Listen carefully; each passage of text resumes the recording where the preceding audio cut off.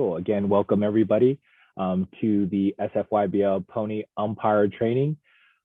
Let's start with our first slide in introduction. The first portion of the training will go over what umpiring looks like this year with all the COVID health guidelines, game cards, things that will have to be filled out by the coach and umpires during each game, and then division rules.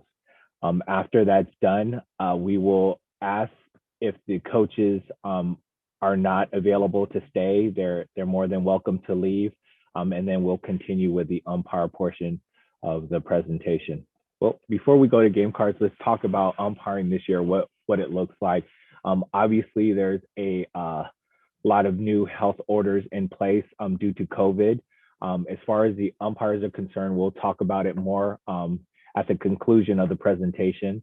But just to give you an idea, things are a little bit different than they have been in the past. There are health orders in place as far as what is expected at games. Of course, the distancing, they're telling us that the 6-foot distance needs to be in play.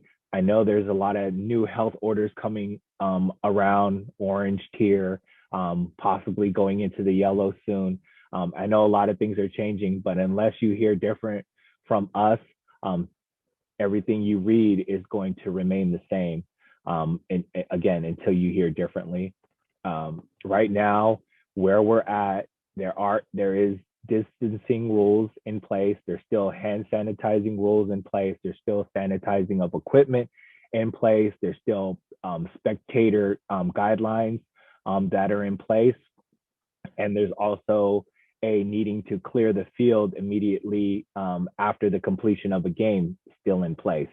So all these things will have to be followed. We don't expect the umpires to police all of this stuff, but because you are an umpire and you are in charge of enforcing rules, if you are seeing something that doesn't look like it should be happening, please make note of that on your scorecards, on your game cards. And if it's something that is causing an immediate danger to a player or a person on the field, please contact your commissioner to let them know. But again, we're not going to be running in the stands and yelling at people and telling them to stay a certain distance apart, but we should be aware as a league what's going on, so that we can maybe do some things and put some things in place so it doesn't happen again. Okay, so with that said, again, one other thing, if you have any questions, please type your questions in the chat, and periodically we will go to the chat and answer those questions. And then at the end, at the time of dismissal, if anyone wants to stick around after, if they have any specific questions, we'll stay a little bit after to answer any of those questions you may have. This is the game card. A lot of you that have been here in the past remember that this game card is orange. It's not orange anymore. It is now a printable version due to the less contact and you going into Crocker and picking up all this stuff. We're going to make it so that you can just print this version of the game card. I will put a link in the chat right now. So it is available online. So if you want, you could go online and download this game card. Place that in there. You could just copy that link, paste it in your browser, and then access this game card, download it, and save it to your computer. Print out a couple front and backs and have them available during your game. Of course, these will be on paper. So if it's drizzling or a little wet out there, your paper game cards might get wet. So just be prepared for that. I don't know, maybe if you have a clipboard or something to keep it steady, that might make it easier. But any ideas you may have, please type them in the chat. maybe you might be helping someone else out. Again, with the game cards, each game card needs to be not completed, but started at the beginning of the game. So prior to your game starting, let's say, for instance, you have a game at 10 a.m., you want to show up a little bit early, get this game card going as far as the lineup, the date of the game. These are things you can type in prior to the game starting, the location, the vision of the game, the two teams' names, and again, if I don't I wouldn't assume that we would know who the pitchers are because that's something a coach may do on the fly. So maybe that's something that you won't have to fill out beforehand. But the backside has the lineup, which the coaches should know at the beginning of the game. Now, this lineup is not an official lineup, so it's not going to be held against them if they put someone out of order. These are just the names of the players that are on the team so that we know who might possibly show up. And if it's ever in question later about an ineligible player being on a team, we can cross-reference with this game card. So this game card is used for us to just keep track of the players that are on the team. And then also it makes it easier when you're trying to do the pitch count, finding a name on a card and a number, so on and so forth. Again, if you have any questions on this, please type those questions in the chat, and then we will answer them when we can.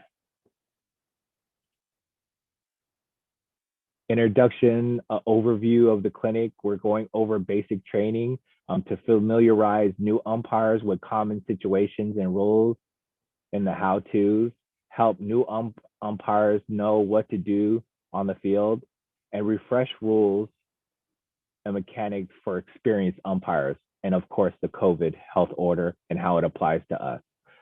Again, that will be done more at the completion of the training. There's a lot of in between where we talk about the technical stuff and what umpiring looks like for us this year. But at the end, we'll go over the health order and details thoroughly. Again, with the introduction, this clinic will cover many of the rules and situations commonly encountered in the game. Does not cover every rule. That's why there's a player rule book out there. If you go to the Pony website, you can download a Pony rule book, and the Pony rule book basically has every rule you can think about. And if there's not a rule for some reason, and I've never seen a rule not in there, but in the event that there is a rule that's not explained in there, you can always refer to the MLB rule. And beyond that, you can always contact your commissioner or text them to get an answer right away. Okay, so let me get out of this and let's in detail again, because there might possibly, it looks like there's all umpires here, but in this portion we would usually talk about the rules. Mr. Mrs. Larson, if you could put either U or C in front of your name, and if you don't know how to do that, just let us know in the chat whether if you're an umpire or a coach. We go back to share screen and go over the Pinto rules. We as umpires normally wouldn't be umpiring Pinto games. Usually the parents would be umping a Pinto game, but just in case, in the event there is a coach in here, the Pinto rules are as stated. Basically, a lot of the first part, the eligibility, the roster size is not something that you really have to worry about. The forfeit rule is, again, something you probably won't have to worry about. The playing field for a Pinto game is 40 feet distance for the pitcher and 60 feet for the base path. Game lengths are usually 6 innings or 2 hours, and no new inning can start after 1:30. We'll talk about that new inning thing in a bit, because that new inning thing seems to always be a hot topic every year. When do you actually end the game, so on and so forth. Mandatory player participation. We will talk more about when we get into the Mustang, Bronco, and Pony division. Batting order consists of all players in attendance. So in the Pinto, they have to bat everybody that's there on their roster or their lineup. All hitters are required to wear a helmet. Now, again, with the COVID rules, we're asking that all players bring their own helmets. And in the event that they do not have their own helmets, the coach will have to provide some type of Clorox wipe or sanitizer to sanitize each helmet prior to another player using that equipment. That goes along with the same with the bats and any catcher's gear, or especially a catcher's helmet, because it's going to be so close to the player's face. Base running, in the Pinto, there is no leading and there is no stealing. That's good to know as far as coaches are concerned, because that's a lot different when it comes to Mustang and Bronco. The runners may advance only on a batted ball, so no pass ball by the catcher, or if a ball gets by the catcher, the runner cannot advance. Play stops when the ball is returned to the pitcher. So as soon as the ball is returned to the pitcher, the play stops, no one else can run. It's dead. No drop third strikes, no bunting, no head first sliding, no player contact on the base path, and a maximum of 5 runs per inning. So after 5 runs, they switch, except for the last inning. The last inning, if it's deemed the last inning, you are able to score as many runs if you're the away team as needed to either catch up or come ahead. And then, of course, the home team would have a chance to get up and score. Maximum, this is just a pitching guideline as far as what the Pinto divisions are allowed to do. No more than 50 pitches a day. This is probably more important as far as coaches are concerned. There's no box in Pinto, so if a pitcher box, they're not going to call a balk or anything and award a base. 3 strikes, you're out. 4 balls. It says change coach pitch for 4 balls, but in the Pintos, it's actually 3 walks. So after 3 walks, you would then pull that pitcher, bring in a coach to pitch, and that coach is allowed 6 pitches to be for that ball to be put in play. So the coach can pitch up to 6 pitches, and that ball either needs to be put in play or the batter will be out. Limit 2 innings per pitcher. So if a player pitcher is in, they're only allowed to pitch up to 2 innings. A hit by a pitch is a walk, and a bunt is a strike. So even though there's no bunting in Pinto, if a Pinto player goes up to bunt and actually bunts the ball, that will actually count as a strike. That will be the penalty for actually bunting. At this time, we've gone over the Pinto rules to give us a better understanding. I will go into the chat and see if there's any questions. Game cards, what size paper would you like us to print these on? So as far as the game cards are concerned, they're not going to be given to us. So there's no dropping them off like you used to at Crocker, mailing them in. They're all going to be text to Mike Weiss. Mike Weiss will keep record of the game cards. So there's no need to worry about after the game and after you send that text to Mike Weiss, you don't have to worry about getting those cards back to us or mailing them to us. That paper form that you have and that you've sent digitally to Mike is enough for us. Next question, sorry, but I'm on the phone, so I can't change my name. Okay, no problem. But you're an umpire, got that. And then pay rate, there was a question about pay rate, and we'll get into that in a sec. Cool. All right, so that's the Pinto division. Now let's go into the Mustang division that will pertain more to you on the call. Let me just pull that up. Mustang division. Consume.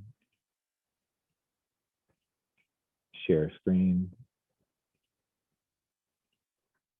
Okay, Mustang division. I'll go over this more in detail, being that a lot of you will be umping in the Mustang, Bronco, and Pony divisions this year. Eligibility, you're going to be expected to see kids that are either 8, 9, or 10 years old on a Mustang, at a Mustang game. Roster size roster sizes usually consist of either 10 to 16. But again, with that said, you can see as little as 8 players on the field. Now, if they have 8 players, they're still able to play with 2 outfielders. But normally, hopefully, in most cases, you will have 9 players on the field. If and and not to jump around, but if in the case that they have 8 players on the field, there is an automatic out rule at that 9th batter when that 9th batter comes up to bat. So just keep that in mind that yes, if they are able to play with 8 players, but there is a penalty that if when that 9th player comes up in the lineup, then that will be an automatic out. If a player shows up late, that late player will just be automatically added to the end of that lineup. So at that point, once the lineups have been turned in, the game has been started. The coach doesn't have the luxury of placing that player now in the cleanup spot. That player will automatically be added to the bottom of the lineup. Forfeit rules, which you wouldn't really have to worry about, but just keep in mind that there is a penalty for a forfeit rule, being that a team shows up ready to play and the other team doesn't show up. It's a bummer for that other team that's there, and it just causes a big inconvenience for the league in general. So we want to try to discourage forfeits by implementing a forfeit penalty. Playing field, and this is probably important for you umpires to know, is that the pitching distance is 46 feet and the base path is 60 feet. You're going to get a lot of coaches that are going to come to you and they're going to ask you, hey, what's the pitching distance and what is the base path distance? It's good to know that. So for Mustang, it is 46 feet, and the base path is 60 feet. I know a lot of times you'll go out to these fields and you'll find that the mound is not exactly 46 feet. They then have the option of throwing down their own mound and pitching from that distance, or using the mound that is there already. I think it is safer for a pitcher to pitch off of a mound opposed to just being in the dirt, and it does make it a lot easier for umpires to umpire, knowing that they're on a mound.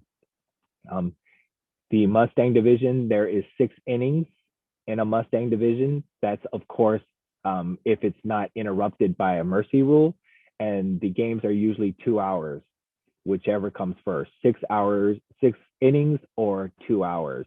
The final inning of the game will determine solely at the umpire's discretion in order to complete the game within or around 2 hours.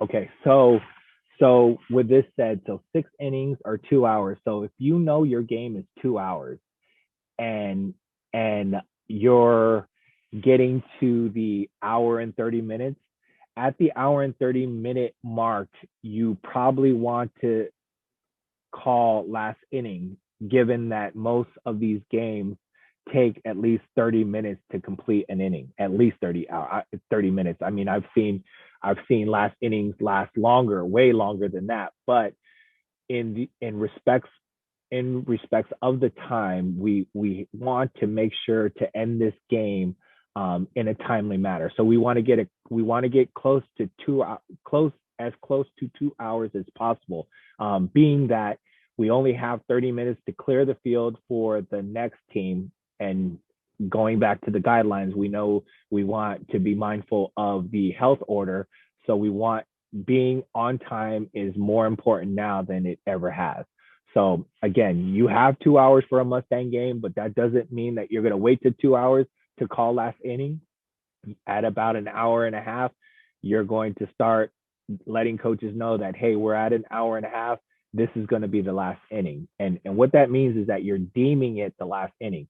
And why that's important is that when you deem something the last inning, or a game the last inning, is that at that time, there is no 5-run rule anymore. Because it's the last inning, they can score as many runs as they want. So there's no stopping an inning because 5 innings and saying, okay, switch, five runs. I'm sorry, 5. There's no stopping because of 5 runs. And once you get to 5 runs in the last inning, you don't have to stop that inning. You could just continue on playing. I hope that's clear. Again, deeming the last inning is very important.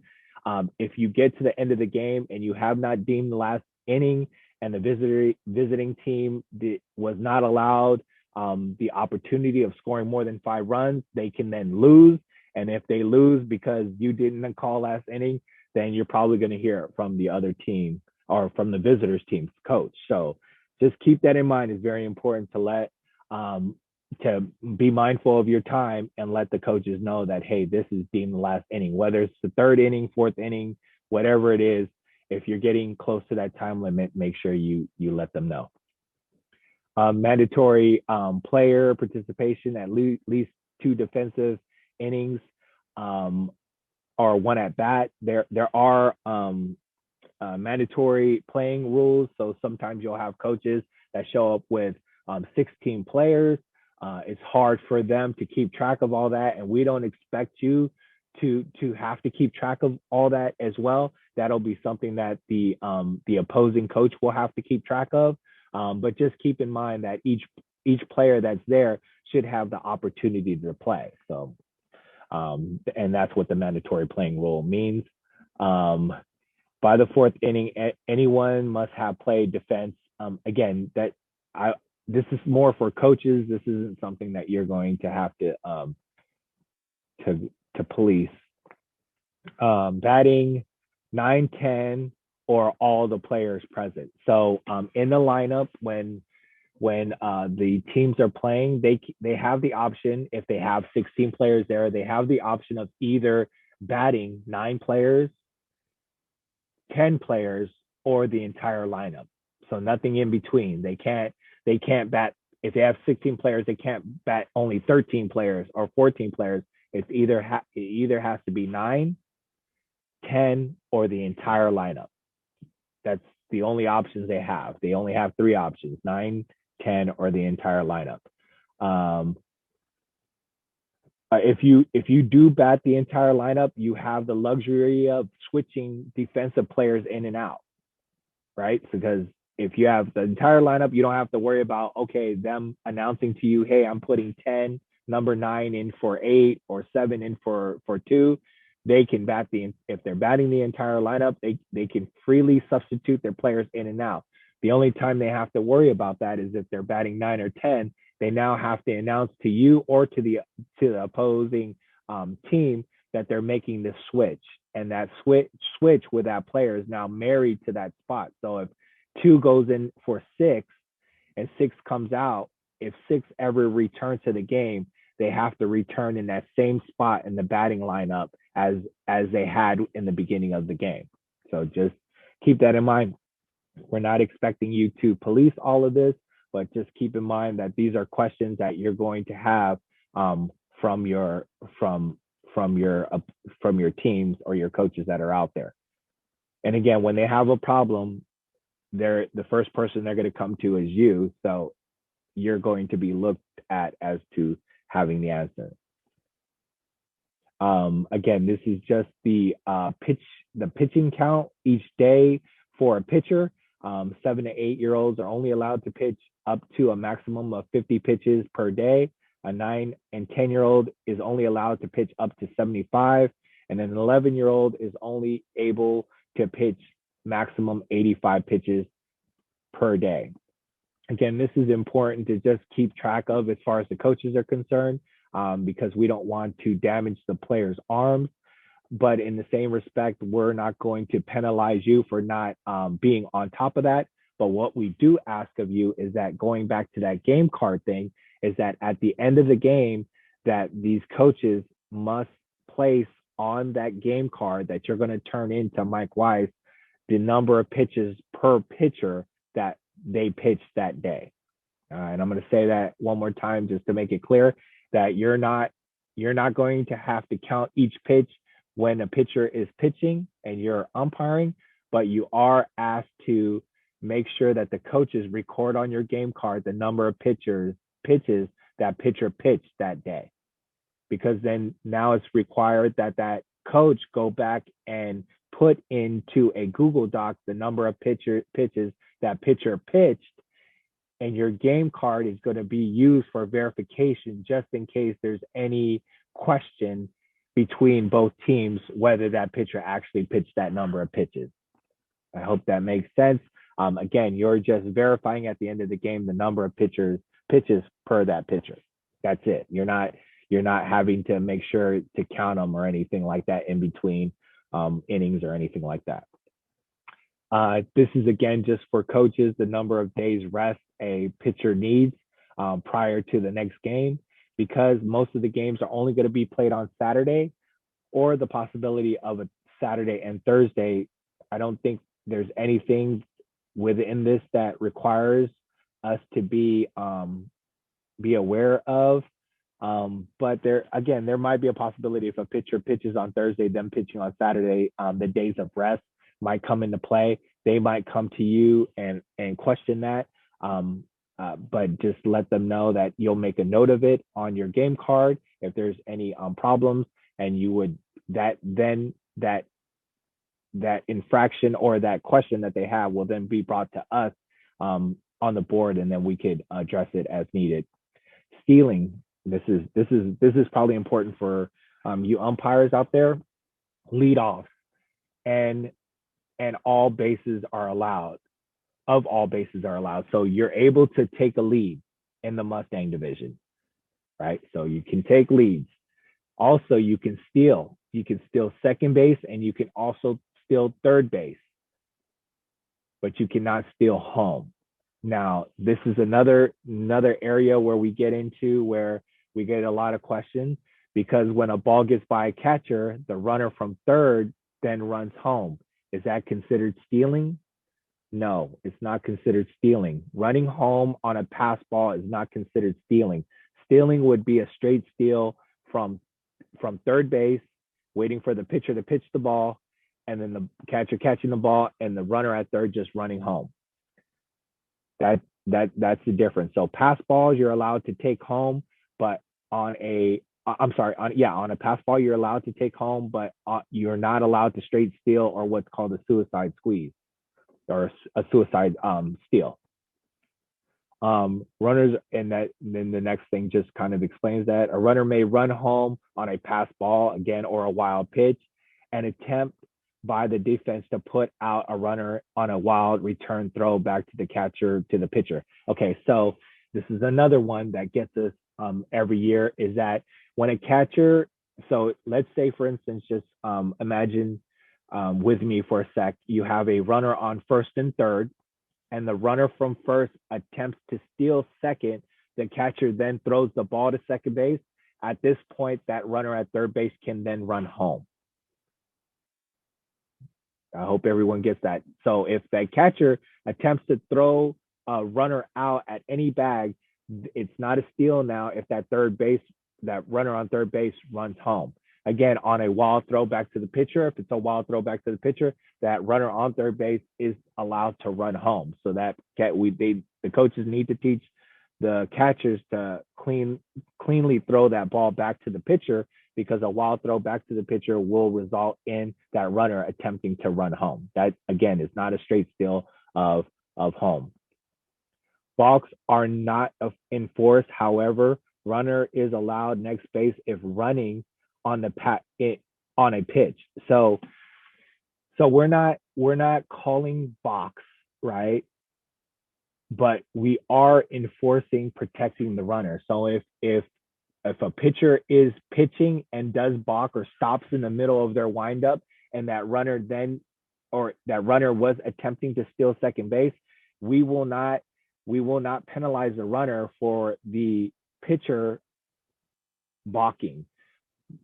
So, but we are not going to enforce an extra base on a box. So if a pitcher is on the mound and turns their shoulder or does something that they're not supposed to, we're not going to say time, that's a balk, runner at first, go to second. But what we are going to do is that if that runner was attempting to run to second and the pitcher does balk, we're going to protect the runner by allowing them to go to second base. I hope that makes sense. If you have any questions on that, please type that in the chat.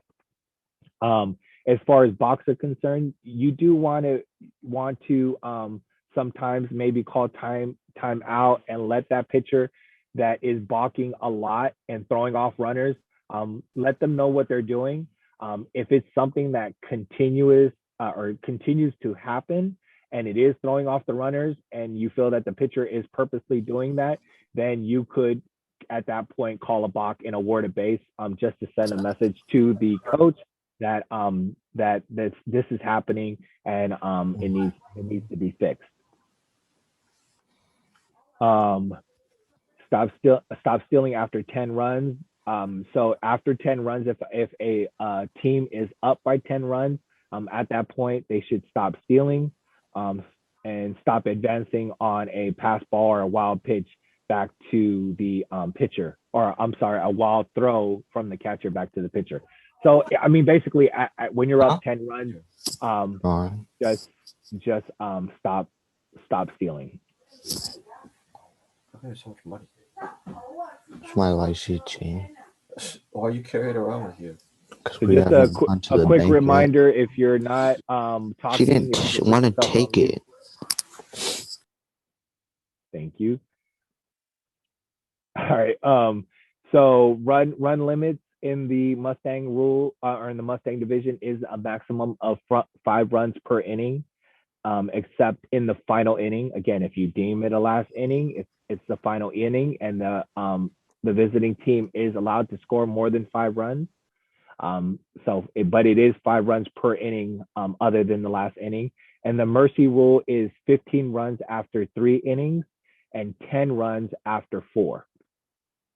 Okay, so again, 15. If the home team is up by 15 runs and the completion of 3 innings, then it is a mercy rule and the game's over. Same thing goes for the 4th inning. If you're up by 10 runs, if the home team is up by 10 runs in the 4th inning, then the game is over. That doesn't mean if the visiting team is up by 10 runs and it's the 4th inning, that doesn't mean you end it right when the visiting team scores 10 runs.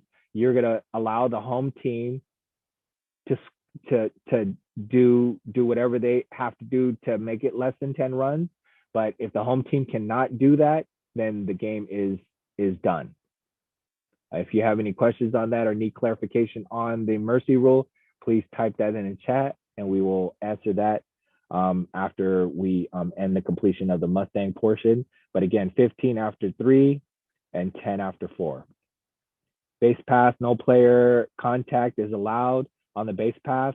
Automatic out, runner must avoid or slide. So again, you do, it's not a requirement that you slide, but it is a requirement that you avoid. So you cannot purposely slide or run into someone. You have to either avoid or slide to get out of the way. So that is something that is required, slide or avoid. So I've seen umpires call people out at the plate because they didn't slide, but there's no rule stating that they have to slide. They just have to either slide or avoid. Okay, that is the completion of the Mustang portion. I am going to go to the chat. Runner on first and third. Runner on first is stealing second. Pitcher box. Do you award home to the runner on third? No, we won't do that, but we will allow the runner at first, that runner that was stealing second, to go. And the reason why I say that is because a lot of times this could be a situation where it could decide the game. So, I mean, me personally, I wouldn't do it, although in the rules, it does state if the pitcher does balk but see, the thing is that that runner at third can't steal home, so you're not awarding something that they could have done.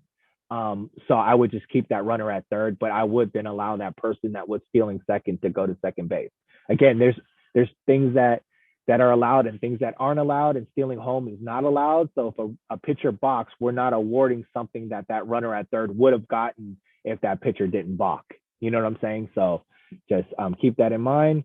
Can a runner at third run home in a pickoff situation? So I'm assuming a back pick. This is a back pick situation where a catcher tries or attempts to throw them out at third. So if the runner at third is taking too big of a lead, and that catcher tries to throw it to third, that would be considered a back pick. In this situation, that catcher is taking it upon themselves to try to throw someone out. So yes, that runner then can run home because that catcher is taking it upon themselves to try to pick somebody off. And that goes for any bag. So if the catcher's trying to throw to first, the catcher's trying to throw to second, that now puts the green light on anyone that's on base to run, even the runner at third. That's a tongue twister. Verified number of pitches and pitchers pitches and the inning in total in the game. Yes, that is a tongue twister. Sorry, but I am on the phone, so I cannot change my name. Okay, we went over that part.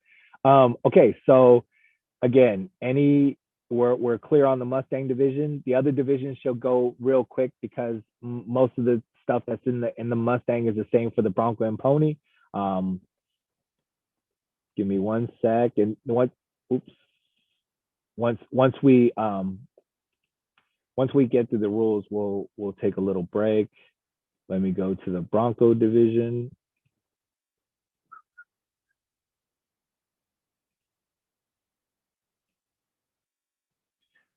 Bronco. Again, like I said, all this stuff is pretty much the same. Eligibility, forfeit rules the same. Playing field is a little different.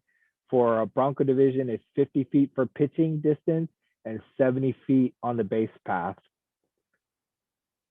The game, instead of 6 innings, it goes to 7 innings, 2 hours and 15 minutes. So it's 15 hours more.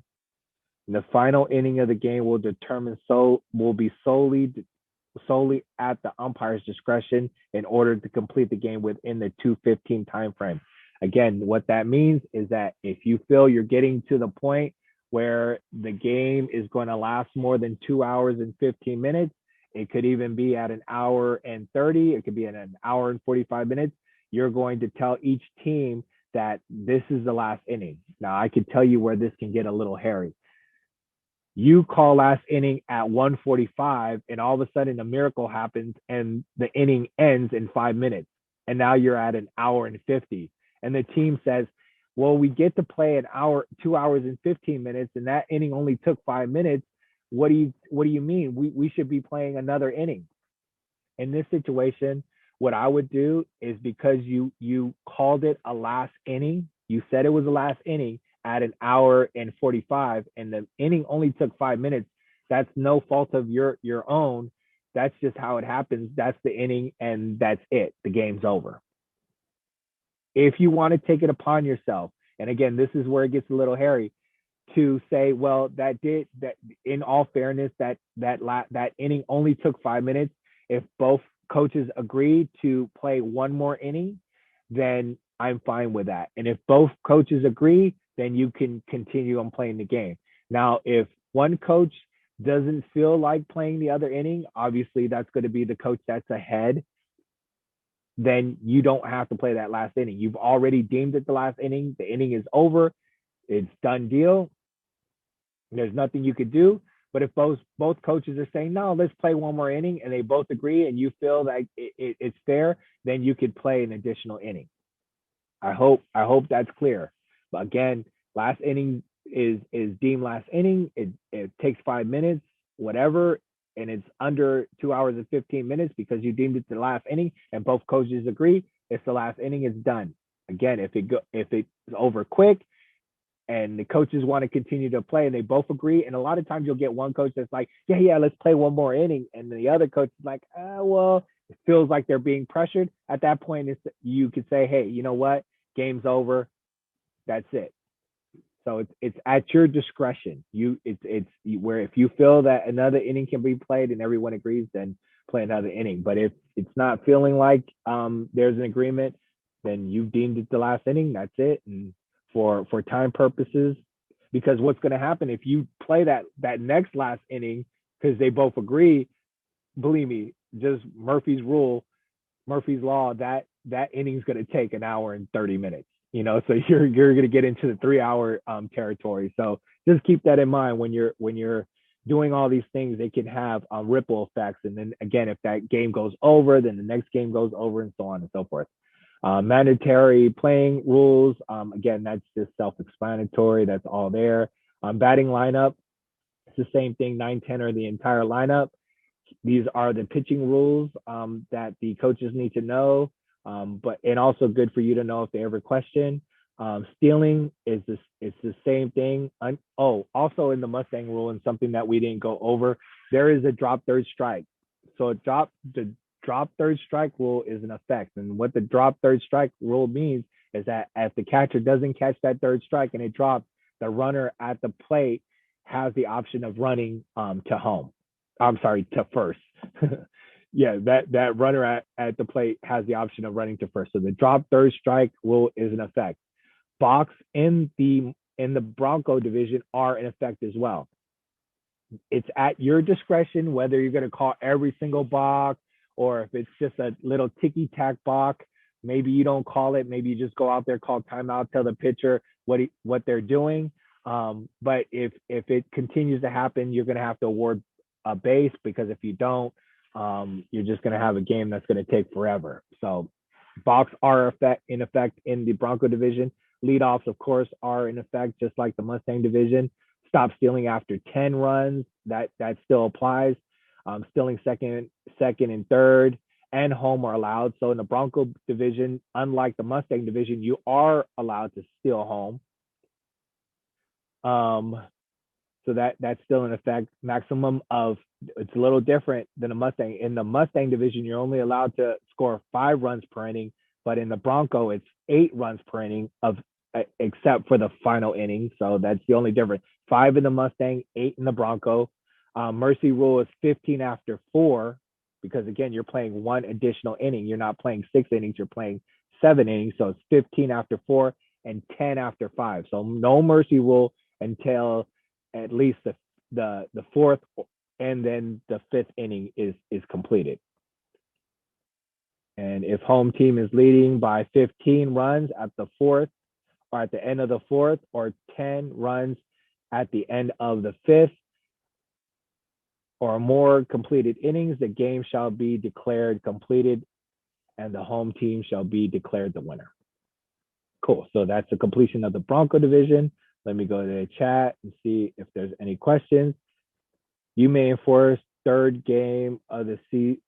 You may enforce third game of the season and beyond. So I guess I'm assuming that was having to deal with the Bach rule, but in the Bronco division, we are going to be calling box. So just keep that in mind. Games will be longer due to all COVID cleaning. The COVID cleaning is going to be more on the coaches. We don't have to worry about that. Our game as traffic controllers is just to move the game along. I mean, coaches can be in the dugout, or they can have one person that's in charge of sanitizing the equipment. That's not on us. The game should move along just as quickly with the sanitizing stuff going on. Pony Commissioner would like first 2 games to be warnings for box. We'll find out about that. We'll talk about that. But right now, the Bronco division calls box, and that's it, except for the subdivisions. Let me make this clear. We're not calling box for everything. I don't want an umpire out there yelling balk for every little infraction that happens with a pitcher. Our goal as umpires is to have the game played and for the kids to have fun. So I don't want you to use your authority to call box on every pitcher. So as far as box are concerned, box should not even be something that's even in question. balks are only called in a situation where it is purposely being done to throw off a runner. So if you see a pitcher on the mound and they're purposely doing something to throw off a runner, then that's when you call a balk. But a balk shouldn't be called every single time a pitcher moves their shoulder, or if they're trying to look over to first and they're slightly moving. I don't want you calling balks. The balk is only called in a situation where there's just no other choice. Now this isn't travel ball, this isn't MLB, so we're not looking for the balk, but we are enforcing a balk in case it's causing a problem with the runner and the other team. Again, if it's purposely doing it to mislead a runner, then that's when we will call a balk. What about infield fly rule? That will be covered in the training. There is an infield fly rule being called or is in effect. At 145, this is going to be the last inning. No 8-run max. Yes, when you deem something the last inning, there is no more run rule. There's no max rule. So you say something's the last inning, they could score as many runs. And again, that allows let's say, for instance, the visiting team is down by 10 runs and the visiting team now scored 8 runs, but they're all still down by two. If it's the last inning, you're not going to say game over, or if it's the last inning, you're not going to say, oh, you have to switch because that's the max run per that inning. You have to allow that visiting team to score more than 8 runs in order to give them the chance to possibly win that game. So if you deem that the last inning, you have to allow that visiting team to complete the full inning. There's no 5-run max. Mercy rule says 10 runs after 4 or more. So if 10 run lead after 5 complete innings, game is called yes. So the 10-run rule after 4 means that at the completion of the 4th inning, if the home team is up by 10 runs, then the game is over. Or if the visiting team is up by 10 runs, the game is over once the home team gets a chance at bat. Now, let's say, for instance, that's not the case, and then in the 5th inning, one of either the visiting or the home team goes up by 10 runs, then at the completion of the 5th inning, you would call mercy rule. So it's anything after a Mustang is, again, the 3rd inning, 15, 4th inning, 10. And for the Bronco, it is 15 after 5, and then 15 after 4 and 10 after 5. Okay, I hope that part's clear.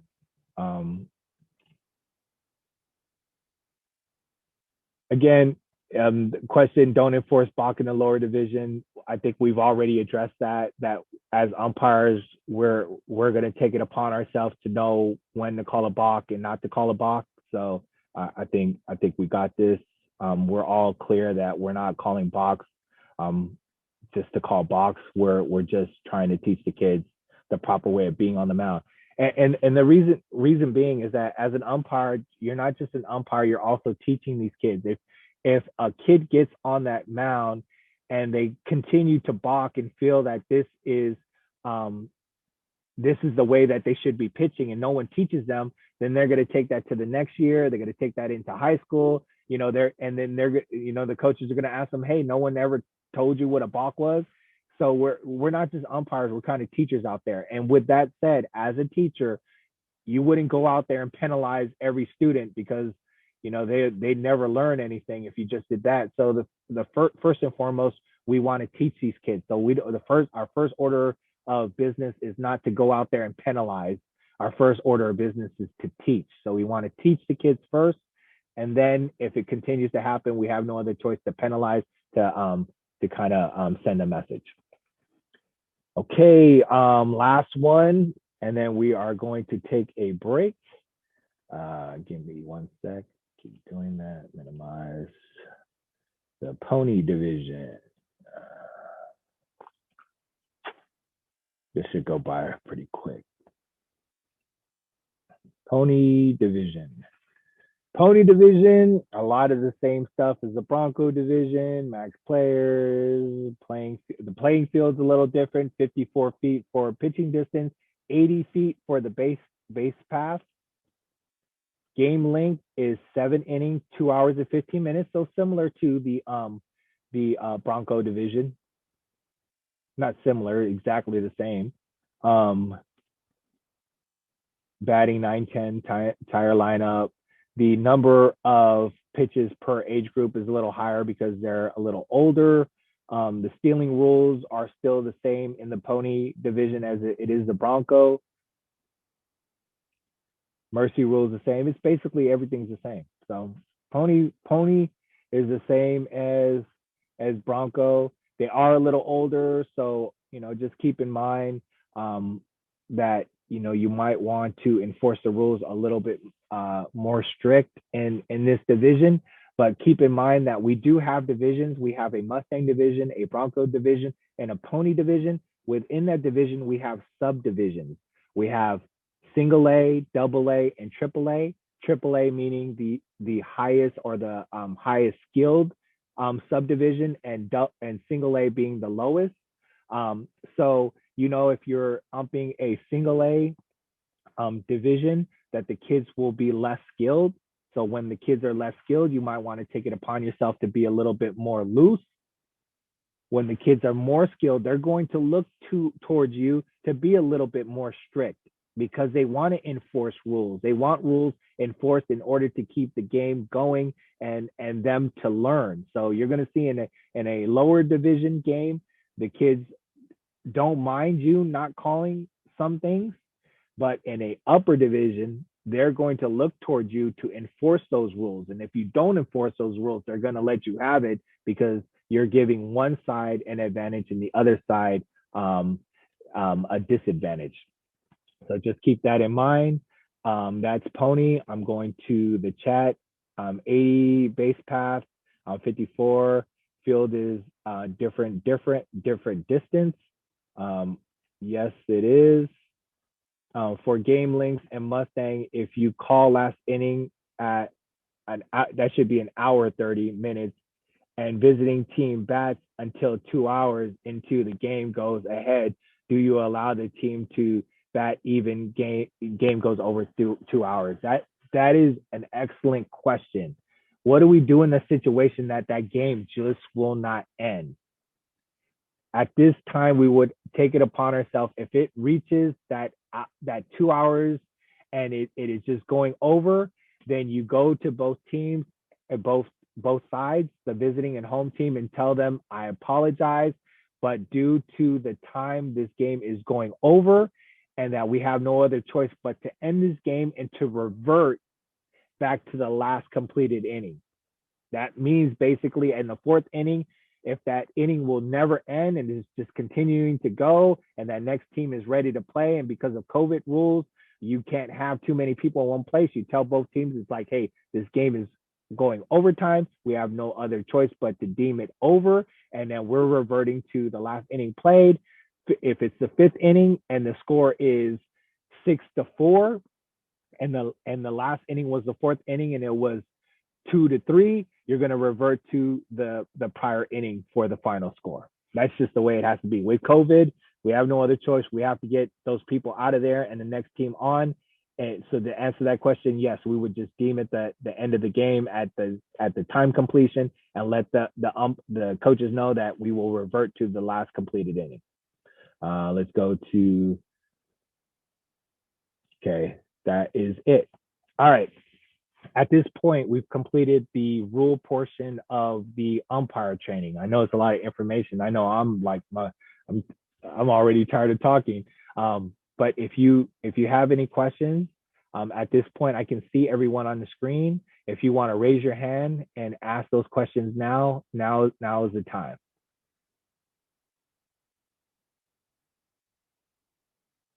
Everyone's good?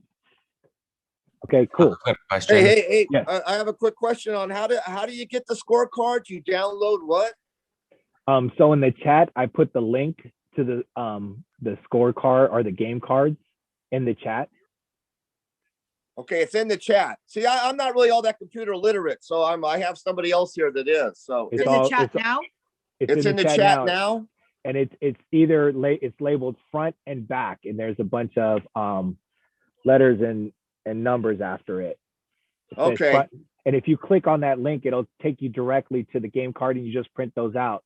Remember, you have to print the front and the back, or if you're savvy enough, you could do it where it does front and back for you. But that is the link of where everything is located, or the game cards are located. Okay. I guess we'll figure it out. Okay, Cool. thanks.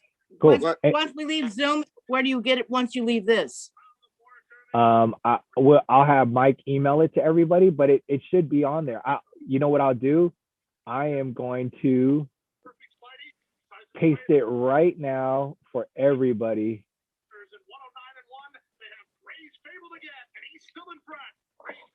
I just put it in the chat again, so it should come up as the newest item in the chat. Okay, thanks. You see All it? right. We'll figure it out. Thanks. Okay.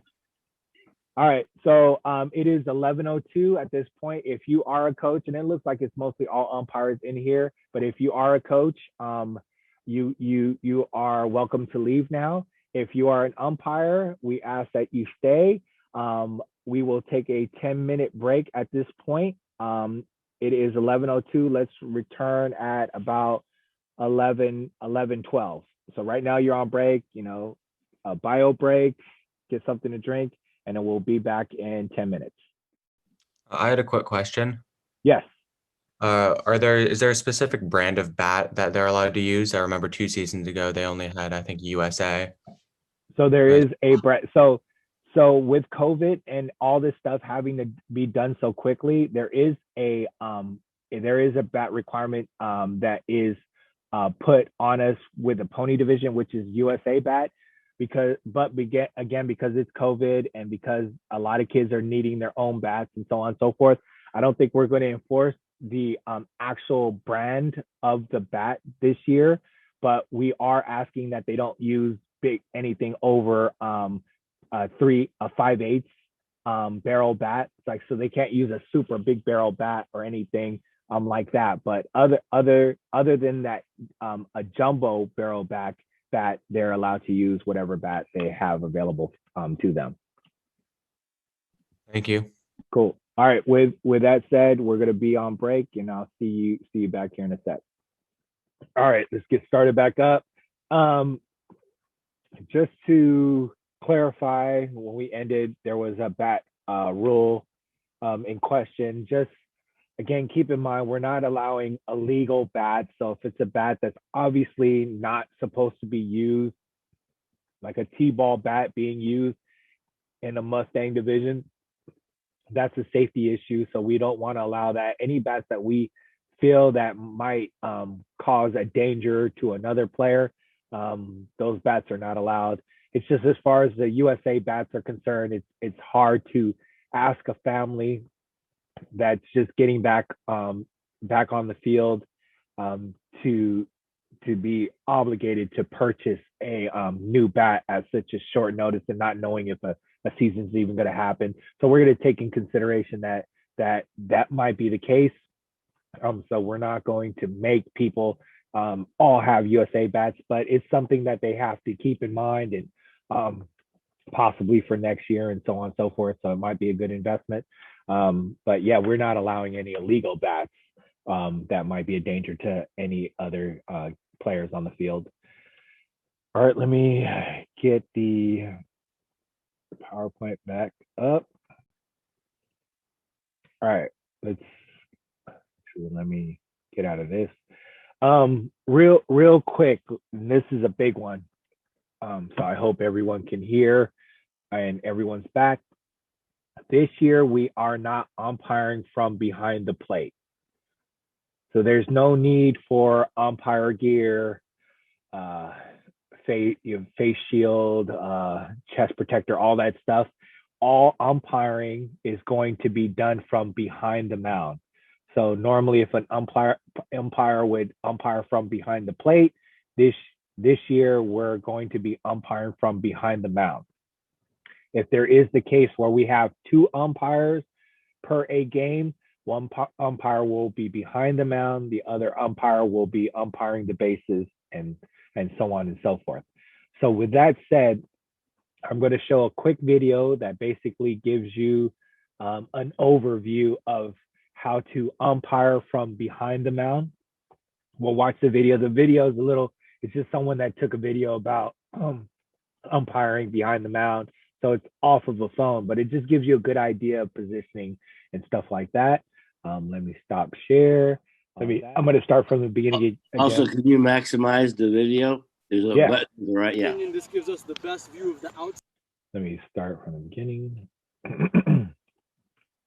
Josh Locks here. I just want to go over how to work from behind the mound because it's so different from what we usually do. So again, we base this just like when we're umping behind the plate. We base it on where to stand depends on where the batter is. So I got a right-handed batter. I'm going to be on the opposite side, right? So I'm going to be about here. You'll notice I'm not directly next to the pitcher.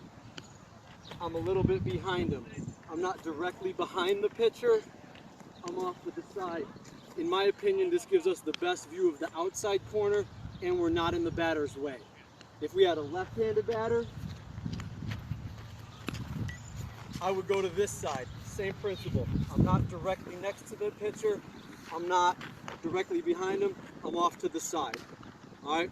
When I get in my stance, I don't want to squat like I would with a catcher because I'm going to be inconsistent in where I stand, but I don't want to just be standing straight up. So I'm just going to get into an athletic stance. So when he starts his windup, I'm just going to come set like this and watch, right? And now I can move out of the way and that kind of thing. So I'm just going to be in an athletic stance, and I want to try to keep my head at the same height the whole game, right? I don't want to be here and then here depending on what it is. That's the best we can do for balls and strikes. The other thing that's obviously going to be an issue is fair and foul. If you see a ball that you think has any chance of going fair or foul, right, being close, we've got to get to the line, right, as best you can. You're not going to be perfect, but we've got to at least try to get over here, right, because we got to try to be able to see it. If I can't see that, we're going to give it our best shot. I know I messed this up twice because here's what's going to happen. There's going to be a ball you start running on, and then it's like it goes foul by 40 feet, and you're like, why am I running? And it's all hot out here. And then the one time where you don't do it, it ends up being that close one. And I know I messed that up twice in the first 3 games that I did from behind the mound. So anytime you think there's a ball either in the air or on the ground that has a chance of being close to the line, we got to make sure that we get there. Okay? The last thing is coaches are going to offer you help. Hey, we'll help you out, Blue, on fair and foul. Just politely decline that, right? Because as soon as you start accepting help on one call, now you've accepted help on any call. So we're just going to go with what we got, and if we get it wrong, we get it wrong. But we're the umpires, and we got to make that call. All right? Hope that helps you guys. Thank you. Thanks, Joe. Thanks, you guys. Yep, thank you. Problem, Cool. Is that clear as far as umpiring behind the mound? Does anyone, sorry, does anyone have any questions?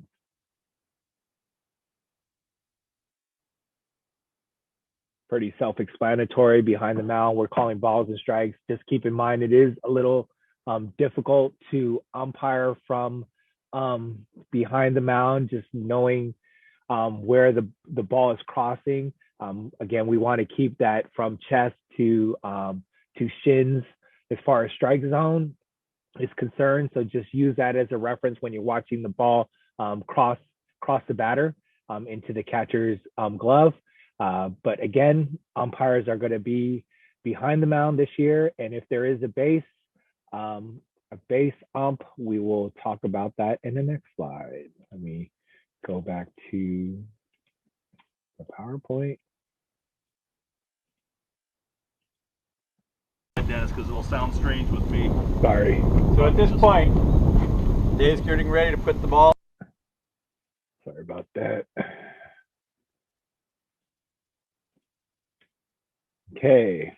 Everyone can see the PowerPoint presentation. Give me a thumbs up if you can see it. Cool. Thank you.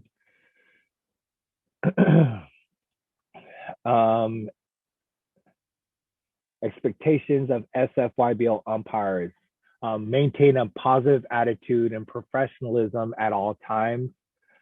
Project an example of attitude we expect from everyone else.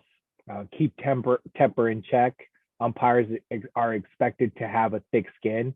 Don't have a quick trigger for ejecting a person or a coach. Be out there for the league and the players, not solely to demonstrate that we're in control, but know how to be able to maintain and regain control. So as an umpire, you don't want to go out there and push around your authority. You want to be more of an ambassador of the league, regaining any out of control behavior from a coach or a player. We're not out there just to throw people out of the game or call balks and do things like that. Understand and implement the rules as best we can. Always strive to get better and learn more about the game. Understand that everyone makes mistakes and don't dwell on them, but learn from them for the next time. None of us are perfect. We're gonna make mistakes. You might even let the coaches know that, hey, look, you know what? I'm gonna try to do my best. In the event that I miss something, you can politely call time out and you can approach me and ask me as far as interpretations on the rules. But as far as judgment calls, safe and out, balls and strikes, that is something that an umpire is called upon to do, and that's your call. So basically, they can't argue a judgment call, but they can question a rules interpretation. So again, if they want to do that, they can politely call timeout and they can approach you. Ejections, again, I'm not going to read through all of this, but we just talked about that, sportsmanship, behavior. We're not out there to throw people out. In the event that there is a parent in the stand that is being mouthy, we can approach the coaches of the teams and let them know that they're in charge of their parents. And if their parents don't calm down, that they will be held accountable and they might be possibly thrown out of the game based on their parents' behavior. What usually happens in that case is that the coach will then go talk to the parents and tell the parents to calm down. And again, if that doesn't happen and the parents continue to act out of control, then you would then take that upon the coach and possibly have to eject the coach. Now, again, we don't want to go out and eject people at will, but in the case of it being a safety issue, we might have to. But again, have a thick skin out there. There's going to be people that are going to yell at you and question your calls and so on and so forth. Just, do your best to ignore it. But if it comes to a point where it's causing a distraction, and then they're causing a safety issue to the players on the field, then you have to do what you got to do. But again, when I'm umpiring, I hear nothing behind the fence. There's parents yelling and there's people, saying things. I don't listen to it. Okay, give me one sec. Next slide. Just more on the ejection. Umpire and spectators. I'm not going to read through this because, again, with the COVID rules, I'm just going to make clear that spectators there's going to be a lot less spectators this year than in the past. If there are a lot of spectators that are showing up that aren't distancing, again, bring it to the attention of the board. And how you do that is that on your game card, you write a little note, text Mike, let him know when you turn in your game cards that what happened during the game, and then Mike will bring that to our attention, and then we will take it upon ourselves to talk to that coach of that team or teams. I'm sorry, just on the side of spectators, as an umpire, I know sometimes you want to be you want to have conversations with parents in the stands, and there's nothing wrong with that, but you have to be leery or careful of that, because sometimes if you're too friendly, the opposing team might take it upon themselves to feel that you're favoritizing the one side, even if you're not. So just keep in mind, if keep your conversations with fans to a minimum. Again, in the event that something happens or a call is made, they could accuse you of favoritism. So just be aware of that. Handling difficult fans, and we just kind of talked about that already. The difficult fans are it's the coaches are in charge of the fans and the spectators. We talked about that. How do you handle a difficult fan? Okay, base umpiring. Again, most umpires are going to be umpiring from behind the mound. In the event that we have the opportunity of having a partner umpire, a base, these are just, and I'm real quickly going to go over the positioning for the base umpires. Before the ball's hit, where to be at the start of the play, responsibility as pitch is delivered. These are just all the things that this is going to go over. Pausing before making a call. I know quick to judgment. So pausing before making a call is very important. I see a lot of umpires.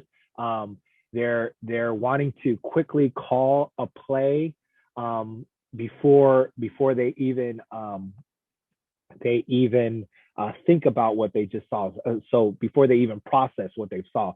So as a rule of thumb for an umpire, if you see a play, like say for instance, it's a hit ball and it's a close play at first, the runner's running down the line, and you feel that the runner is safe, prior to calling safe right away as it's happening, take a minute to just pause for a sec, process what you've seen, and then make the call. There's no penalty for you taking too long to make a call. If anything, it's respected because you're making sure you process what you've seen prior to making that call. And I see a lot of calls being made wrong because umpires are too in a rush to make a call. So just take your time. And the same thing with strikes and balls. I enjoy an umpire when there's a little pause and them call a strike, because then it tells me that umpire is taking the time to process what they've seen and not just making calls to be quick. Base umpire position, we have the A position, the B position, and the C position. A position means where you would be standing if there was nobody on base. The B position would be if there was a person on first base, and the C position would be if there is a runner at second or third. So these are just the different positions where the umpire would stand.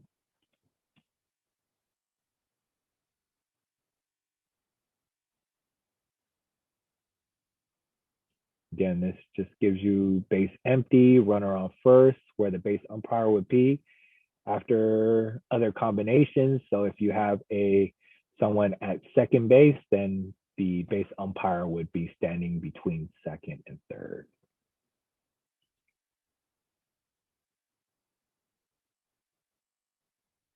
So on every pitch, what are the immediate priorities for base umpires? Watching for a legal pitch. So a base umpire is looking for that balk or that possible balk. And we talked about the balk and how we're going to handle that. Handling pickoffs, plays to the base. So if a pitcher is trying to pick a runner off at first base or second, the base umpire is in charge of being on top of that base and making that call. Assisting on the check swings, meaning that the check swing is if a batter doesn't swing all the way through, the base umpire is called upon to let the what would normally be the plate umpire know if that batter swung all the way through, or if it was a check swing and they were able to pull it back. Runners leaving early, that's not something we worry about in our division because there's leading and stealing. Watching again for pickoff plays from the catcher. So if the catcher's trying to throw someone out at second, that base umpire should be on top of that bag and be able to make that call. And watching for attempt steals. So again, that's the back pick. If a runner's attempting to steal and the pitcher steps off right away and throws it to the bag, whether that runner's safe or out. Where to go when a ball is hit. If a ball stays in infield and is fielded by an infielder, base umpire stays outside and makes call from the shallow outfield or in the dirt. If a hit ball gets through to the outfield, either on a fly ball or a ground ball, base umpire blasts inside, turns to watch the runner tag first, and follows the runner and the ball to the play. Base umpire should be set ahead of the arriving runner. So when a ball's hit, that base umpire should always be in front of the runner, anticipating the runner going to the next bag. The plate umpire, if a ball is hit to the outfield, should be watching the ball that is going to the outfield. Where to go when the ball is hit. Example play, outfield hit with no one on. Base umpire breaks to the infield, turns left to watch the runner touch first base, then moves with and ahead of the runner to be ready for them at second base. Again, just being ahead of the runner. No way to stay out and beat runner to the base, as well as watch the runner touch first and second. Again, you're watching the runner as they're running, touching each base, and you want to stay in front of the runner. You just have to keep in mind what's your angle. You want to stay out of the way of the attempt or the throw. So just put yourself in a position that you can be in front of the runner and be out of the way of the play. Pausing before making the call. We've already talked about that. Pause for a sec, process what you see. Again, I'm just trying to go through these slides real quick, and then we're going to stop on the points that are important. Pausing before making the call. Coach appeal versus judgment call. We talked about this. If a coach has a question on a judgment call, pretty much a judgment call is based on what you've seen. So if you're taking the time and processing what you've seen, that's your judgment and that's your call. Now, there might be a situation where you might have not seen it correctly. And if you have a partner umpire there with you, you could call timeout and ask for help. So if another umpire, if you're on the bases and you didn't see something, and you say, you know what, I'm sorry, I just didn't see it. You're going to call timeout, go talk to what would be your plate umpire and say, hey, you know what, I missed that one. Did you see something differently? And then make the correct call. Don't feel obligated to get see every single thing that happens on that field. There are going to be things that you miss. In the event that you do miss something, just politely call timeout and ask for help. I mean, there's nothing wrong with getting it right. You know, that's our main goal here, is that we want to try to get as many right as possible. And if you didn't see something and someone can help you, then do it. Handling appeals and arguments, we talked about that. You know, if the coach has a question about a judgment call, or if that coach has a interpretation of a rule, they can politely call a timeout, come and talk to you, and then you can get it straightened out from there.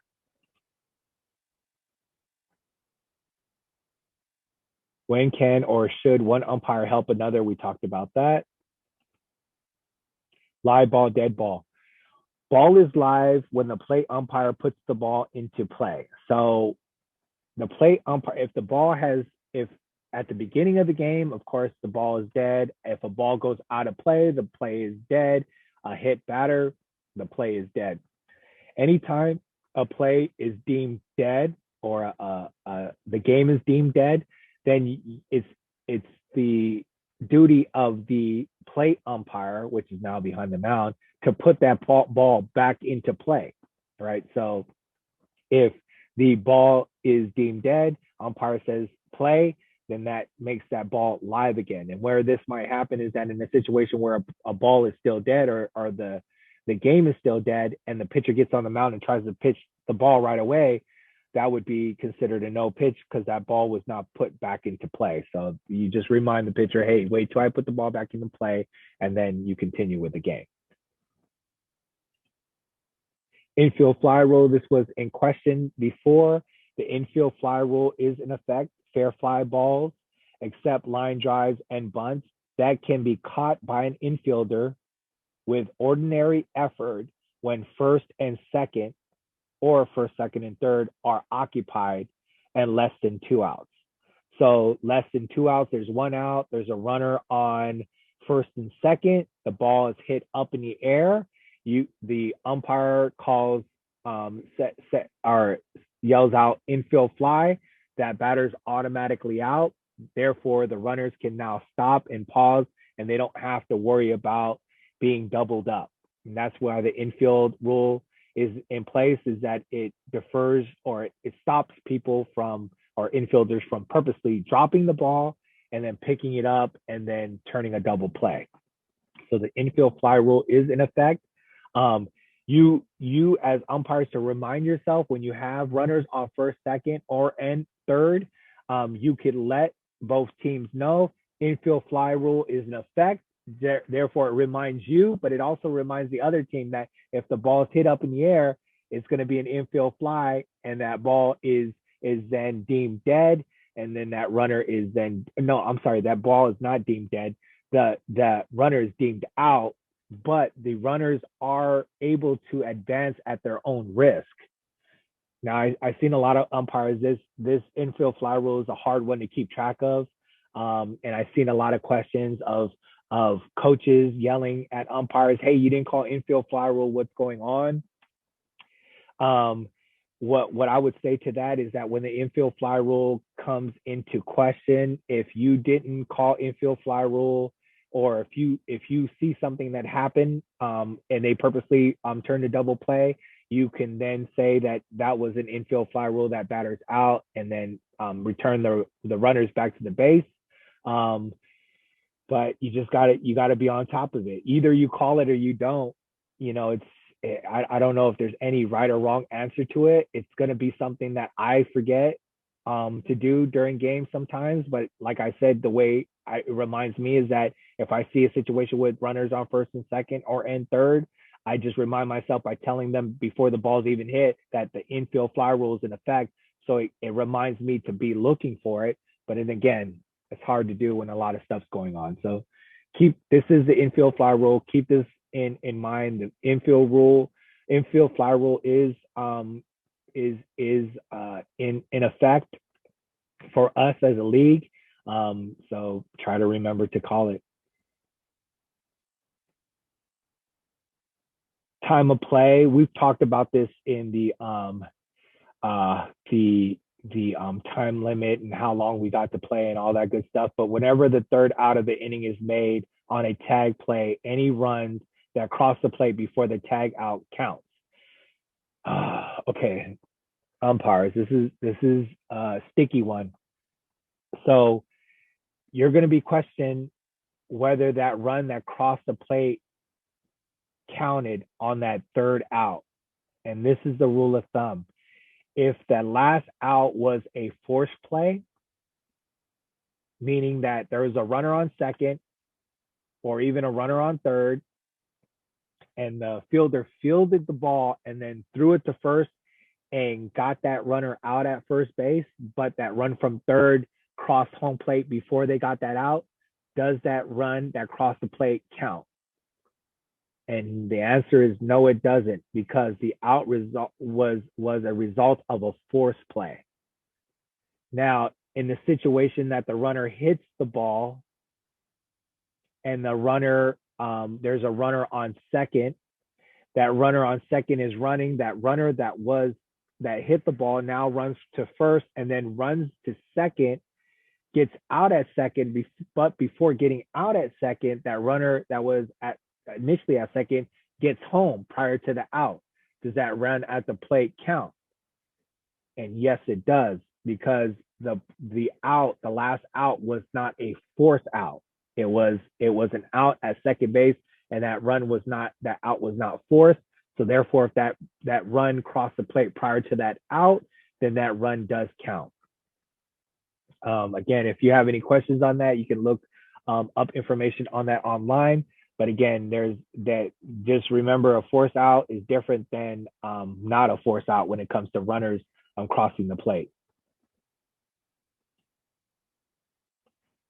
Obstruction rule. I'll just quickly touch on obstruction because we get this question a lot. Remember, we're slide and avoid, but you get a lot of questions about runners running and then running into defensive players as they're trying to go home, right? And then coaches will yell out, "That's obstruction! That's obstruction!"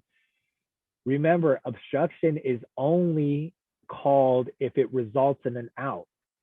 So if that runner is running from second to third and runs into a defensive player, but then safely goes back to second, and the coach is yelling obstruction, there's no harm, no foul. That runner went back to second. They took it upon themselves to go to second, back to second, and they're safe. So no harm, no foul. There's no obstruction. There's no extra or base or score that comes from that obstruction because that runner took it upon themselves to go back to second base. Now, let's say that runner was running from second to third, runs into a defensive player, is trying to get to third, but then as a result of running into that player, gets out at third base. That's when obstruction would be called. That's when you would say obstruction or interference, because the result of that runner running into that defensive player resulted in an out. That's when you would call the obstruction, and you would award that next base that they were going to, that they got out on, they would be allowed to be there and be safe. I hope that makes sense. Now, obstruction only occurs if it results in an out, but if it results in that runner being able to get to a bag and be safe, then there's no extra bag or base that's awarded because of that. So there's a question in the chat. So in a pickle gone bad. So in a pickle go bad, so an obstruction with a pickle go bad, the same thing applies. So you have all these fielders that are running out there and they get in the way. The runner runs into the fielder, and then as the runner runs into that fielder and then is trying to go back to the bag and gets tagged, then that would be obstruction. That would be that the out result was a result of that runner running into a defensive player that was standing in the base path and couldn't be avoided, ran into, and then was out at the bag as a result of that. So then that would be obstruction. That would be when you would say, hey, runner is safe at second. Same thing applies if they were running forward back to third. They ran into a fielder that was in the base path, and that would be considered obstruction because it resulted in an out. Now, if they ran into the fielder and they get back to the bag and the coach says, hey, that's obstruction, they should go home, they should get another bag. No, you don't get another bag if you're safe. The extra bags aren't awarded due to obstructions, but if you're out, you will be safe if you ran into a defensive player. Again, that's just more information. Interference, offensive. These are just, I mean, it's self-explanatory. Again, we don't have to go over in detail every single thing. Just keep in mind about the out and safe situation. Foul balls, a hit ball becomes foul when, and we'll talk about the different steps. I got questioned on a foul ball before, and I got, so the coach yelled at me and says, you didn't call the ball fair. So the ball was hit down the line, the ball fell in fair territory. I didn't yell out anything. And the runner took it upon themselves to stop running and not go to first base, assuming that it was a foul ball. Now the coach ran to me and says, hey, you didn't call foul ball. And I told the coach, it's not my duty to call foul ball or fair ball. So my duty is, I'm sorry to go back on that. So my duty is to call foul ball. If a ball goes foul, I yell foul ball. If a ball is fair, I can point my hand and point that it's fair, but it's not my job to say that a ball is fair. You have to assume as a coach, if I don't yell anything, that ball is fair. But I will point if the ball is close to the line and I find that the ball is fair, I'll point and say that the ball is in, but if it's a foul ball, I'll yell out foul ball. So these are things to just keep in mind. Foul ball, a hit ball becomes foul when it settles to a stop in foul territory between home and first or third. First touches ground in foul territory, passes first and third. Touches an object in foul territory before being caught. Bounding ball passes first or third in a foul territory, does not cross over any part of first and third. It's kind of confusing. So if the ball goes foul prior to passing first or third, and the fielder touches it in foul territory, it's a foul ball. There's a situation where I've seen a ball that seemed or appeared to be going foul, and it was on a hill or something and bumped back into fair territory, and then the defensive player touched it in fair territory, that's a fair ball. If the ball is hit and it hits a bag first or third, then that would be a fair ball. Any ball that goes past first or third and then goes into foul territory would be a fair ball. As long as it bounces in fair territory past first or third and then goes out, then it would be a fair ball.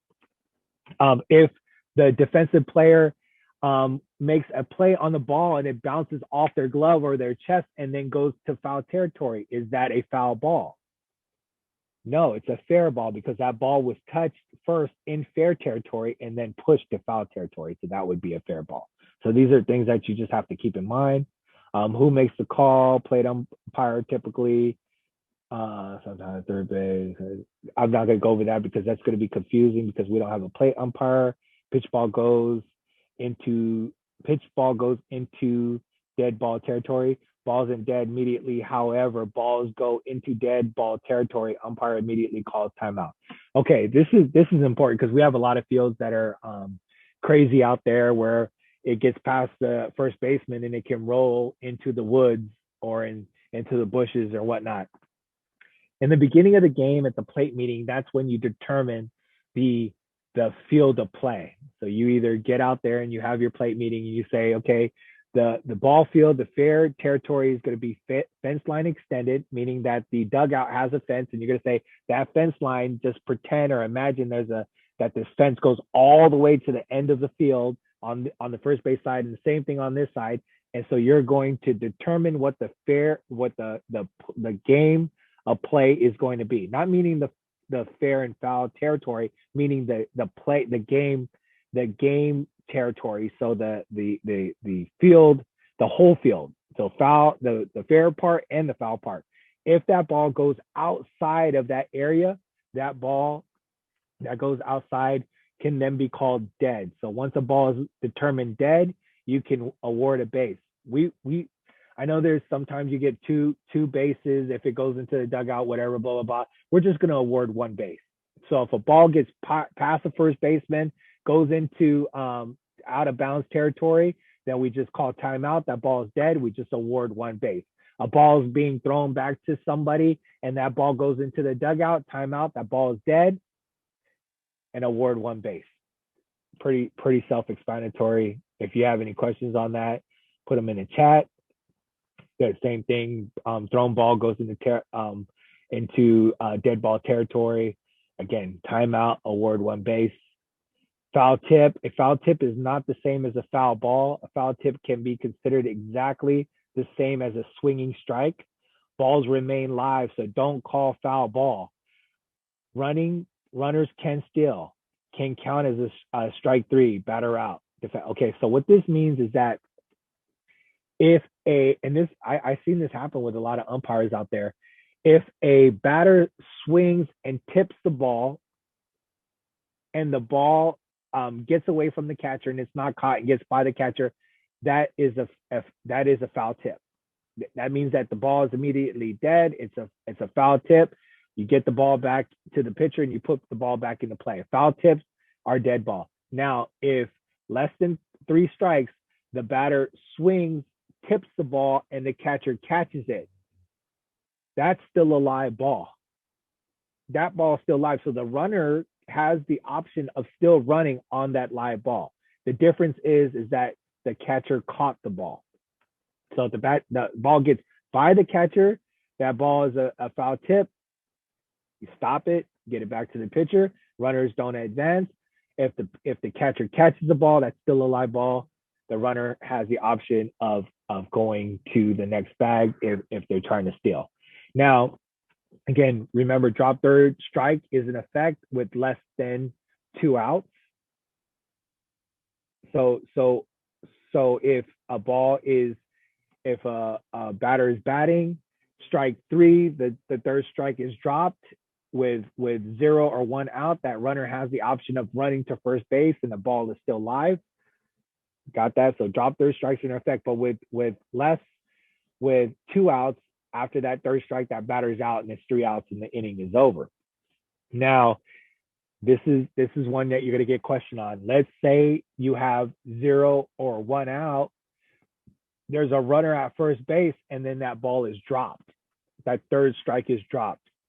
Can that runner advance to first base? And the answer is no, because that base is occupied. That if that base is not occupied on a drop third strike, that runner with 0 or 1 out is able to run to first base. Now, if that batter has 2 strikes on them, whether the bases are loaded or there's someone on first base and that drop third strike happens, then that runner can run. So now the rule of thumb, just to keep in mind, is that with less than 2 outs on a drop third strike, that runner cannot run if that base is occupied. With 2 outs and that third strike is dropped, that runner is able to run and can advance or run to first, and runners can advance at will. Rules specific to Mustang, Bronco, and Pony. Mustang, Bronco, and Pony drop third strike. So keep in mind that drop third strikes are in effect box, but we already talked about box and how we're calling them this year. Pick off plays, and Mustang, Bronco, and Pony, you can pick off. On deck position is legal, so you can have 1 on deck batter. And as far as bats that are allowed, bats allowed up to 2 5/8. So nothing larger than 2 5/8. No illegal bats. If you see any bats that you deemed dangerous or not to be used, like cracked bats, bats that sound like they're not, supposed to be used in the game. I've heard people using bats, composite bats, that when they're hit off of, they make a weird sound, like the bat's not totally all there. In that situation, examine the bat and just tell the coach, hey, you know what, coach, you can't use this bat in the game. You're gonna have to find another bat. Composite bats do crack and they do break. And when they do break, if they're hit, if a ball is hit off of them, they have the possibility of breaking off and hitting a kid in the face. So we have to be aware of that. Common myths: overrunning first. So overrunning first means, and this should be self-explanatory for most of you, you can overrun first. You can run through first base. There's no reason why you couldn't do that. When you are running through first base, remember you want to take a turn either right or just not try to attempt like you're going to second base. A lot of people the first baseman will tag a runner because they ran straight through first base and say that runner's out because they didn't turn to the right. As long as that runner's not attempting to go to second base and it doesn't appear like they are, then that person would not be deemed out for trying to go to second base. Now, if that runner turns like they're appearing to go to second base, like they want to take it, but then they change their mind and go back, then that runner is in free play of getting tagged out. I'm going to go to the chat real quick. Is a handout available to share? I'll post this. I'll share this same way I did the time card, so you guys can see it. But also, this video, once it's recorded, could be referenced back to at any time. For bats, what does 2 5/8 refer to?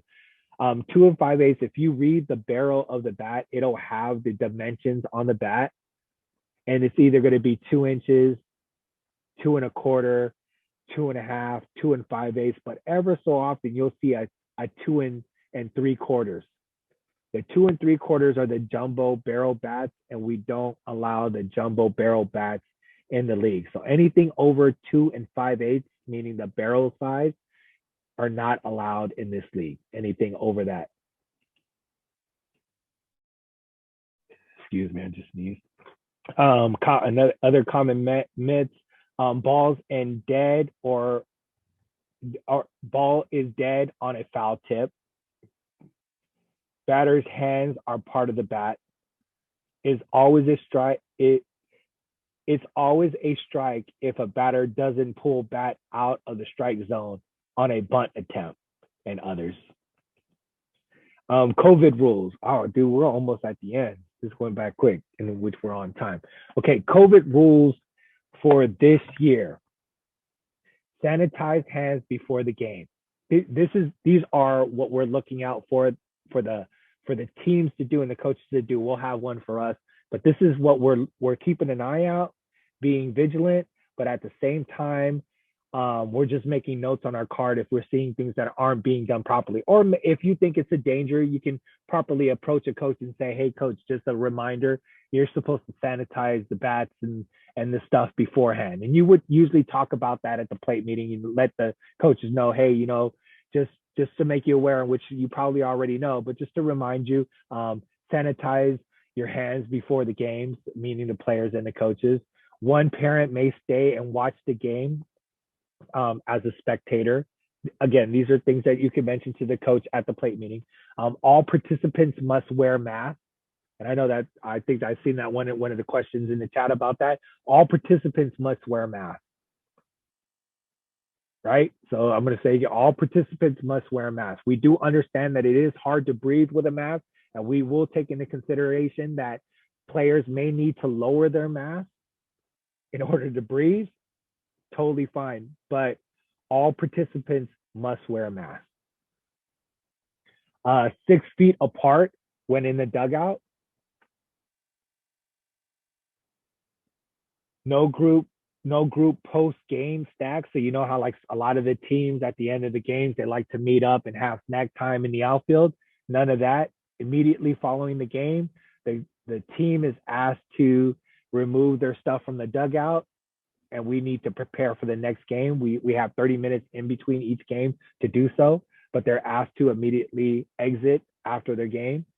Sanitize hands after the game. So we're just reminding coaches, hey, after the game, make sure you sanitize your hands and maybe anything you might have touched in the dugout. Teams and players must leave field immediately. We just kind of talked about that. When using wipes for hands and equipment, be sure to take your garbage with you. So all teams, after, you can imagine now, Clorox wipes are flying all over the place. It's the coach's duty prior to exiting their dugout to make sure they take all their trash with them. Because if not, you're just going to have piles of hand sanitized Clorox wipes all over the place. So again, these are things that you're going to mention to your coaches at your plate meeting. I'll go through the chat real quick. All participants must wear masks. Yes, we know that. What about water breaks? Water breaks for the coaches or for the umpires? Or for the players? So players are all asked to bring their own water bottles, not to share water bottles and whatnot. So if they're drinking water, they should bring their own water bottles. No sharing amongst the players. One parent chaperone per player in the stands to watch the game. May they have children? Yes. They may have their sibling with them, but again, we're trying to discourage large groups of families sitting in the stands watching the game. All right, so again, these are COVID rules that you'll mention to the coaches to remind them, which they should know, but again, you're just reminding. Is it your duty to police all these?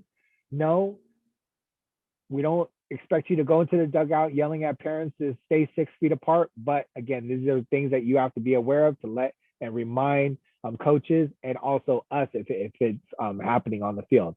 COVID rules as it applies to umpires. Checking SI play verification. Now, I don't know if we're going to have enough time to do coaches cards this year, but we have this cool system that has registered all these coaches into it. So we have all these coaches' information that have cool pictures and all that stuff. So what we're going to ask the coaches this year is to take a screenshot of that information in SI Play that verifies that they're a coach, and then have it on their phone.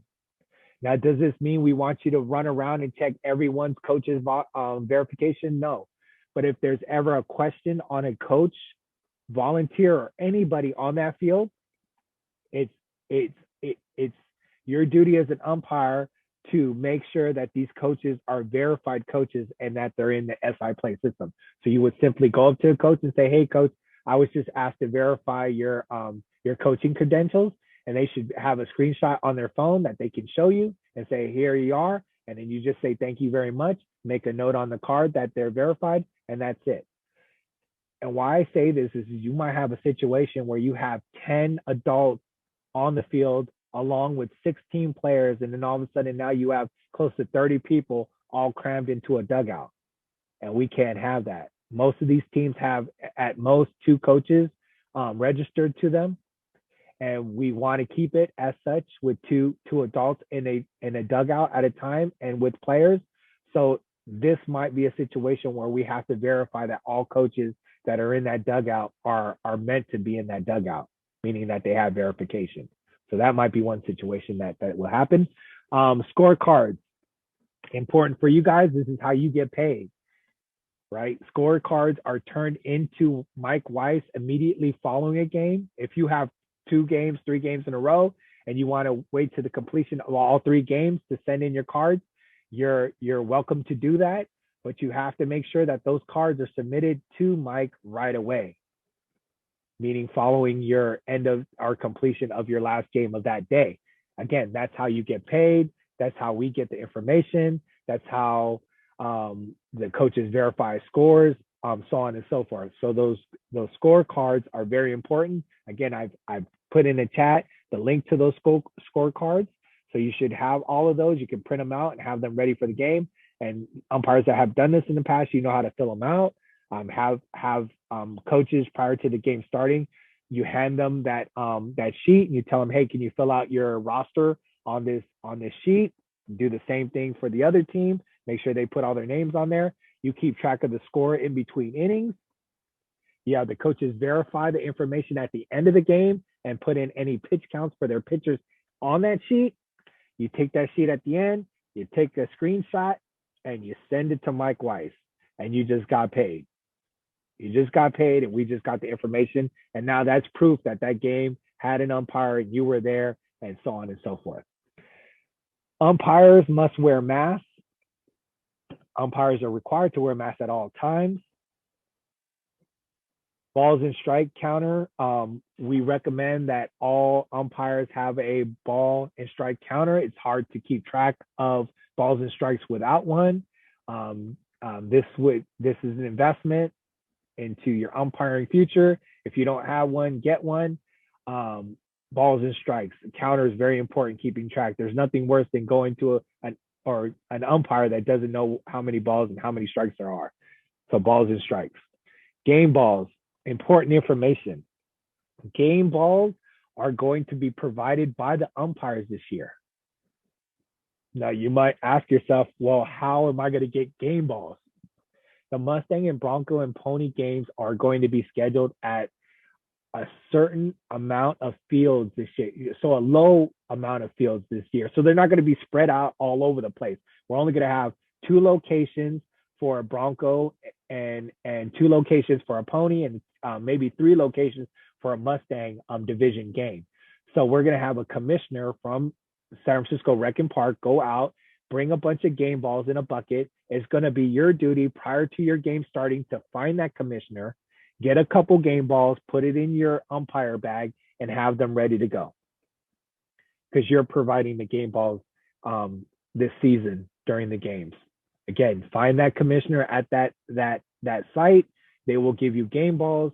Those game balls are now yours to use during the game. Sanitizing hands before and after the game. Make sure as umpires in your umpire bag, you should have your scorecards. You should have your mask that you're going to wear, balls and strike counter. You're going to have your ball, the game balls that you're going to find the commissioner to get. You're going to have hand sanitizer so you can sanitize prior to your game. You want to get the games played on time. So again, like we talked about, that hour and a half, the 2 hours, 2:15. Don't wait to 2:15 to call last inning. You got to deem that last inning prior to 2:15, or if not, you're going to run into a lot of trouble when that next game needs to start. And then last but not least, make sure everyone has fun and the game is played, right? We just want this. This has been a trying year for a lot of people. Playing baseball on the field is a big thing for a lot and for us. And getting these games played is very important. So let's have fun. Let the kids have fun. We're just there to regain order. But first and foremost, let's get the games played. Now, with that said, in a situation where there's rain and you're questioning whether the game is going to be played or not, you can contact your umpire commissioner to confirm each game. But if you do not get word that the game is canceled, you assume that the game is going to be played. That means you show up. And if you're not contacted within a certain amount of time to that first game, like let's say, for instance, it's raining outside and you get no word that this game has been rained out, you show up to that game, you still get paid for that game. But if you're called within an hour prior to a game starting and they tell you, hey, sorry, but it's raining out there, the games are canceled because the field is closed, then unfortunately, you will not get paid for that game. So if you're already out there and it starts to rain, again, you'll be paid for that game. But if you, prior to you leaving to get to that game and the league informs you that there is no game, then you will not get paid for that game. I hope that's clear. Let's go back to the chat. One sec.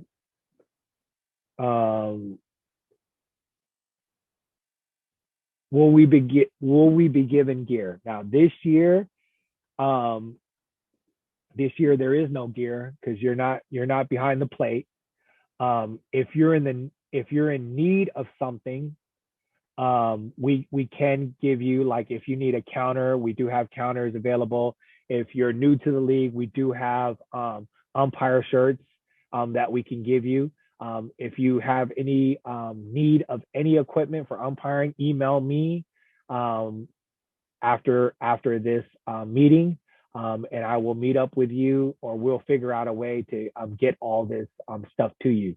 So yeah, so there's no plate umpiring gear needed this year, but there might be a need for a counter or hand sanitizer or an umpire shirt, an SFYBL umpire shirt. So email me after this. End of the game handshake, player handshake. So there will be no traditional handshakes at the plate at the completion of a game this year. What you could do is you could tell each coach at the plate meeting at the completion of the game, we'll do a ritual where the team will yell out the other team's name. Let's say it's the Cubs. Good game Cubs on me on 3, and you just 1, 2, 3, good game Cubs, and you just tip your hat to the other team from your side of the field. So no handshaking this year, just a tip of the hat at the completion of the game. Again, 1, 2, 3, good game Cubs, and then tip your hat. Cool. PPE umpire stuff. If you need hand sanitizer and stuff like that, again, you could contact me and I could get you some stuff. Other than that, we are done. Thank you for working with the league. Have a good season. Encourage other umpires with SFYBL. Might have another clinic during the season if needed. And that is it. This is the time to ask your final questions. Yes. Well, how do we know when we're going to umpire a game? Will we be advised by email, text, or how? So good question. That's Mike Weiss. So at the completion of this training meeting, I will inform Mike Weiss of the umpires that have attended, and then he will be in contact with you on how to register for the umpire online online registration scheduler that he has. So he has an online scheduler that he uses. He's going to send you instructions on how to get onto that online registration thing. And then from there, with the information and the availability you put into that scheduler, he's going to contact you and say, hey, I have this game on this week, this game on this week, this game. And it's going to be your responsibility to respond to him right away. Because if you don't respond right away, he's going to give that game to somebody else. So you have to respond and say, yes, I want that game. And then he will schedule you for that game.